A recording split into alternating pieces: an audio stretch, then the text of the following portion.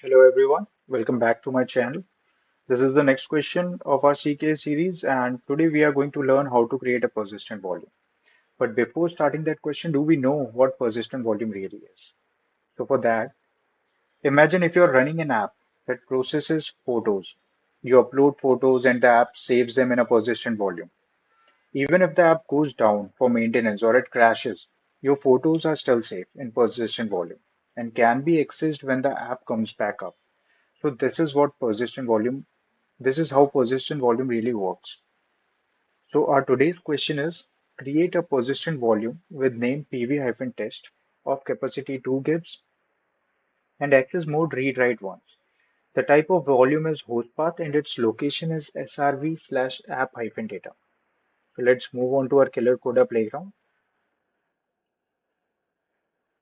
Here we are going to open kubernetes.io official documentation page and we'll search for persistent volume.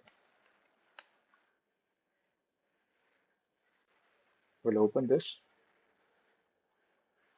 and let's search for a persistent volume YAML where you will get storage and access mode. So this one is perfect. Here we don't have host path, but we'll add host path from some other YAML.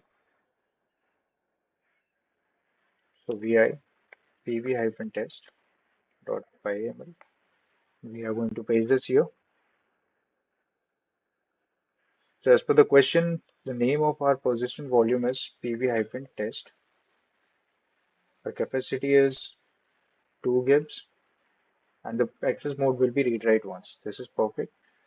So we are just going to search host path.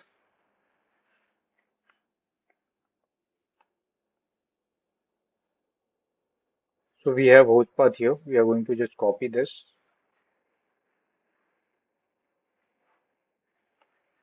and we'll paste here. Make sure the alignment is right.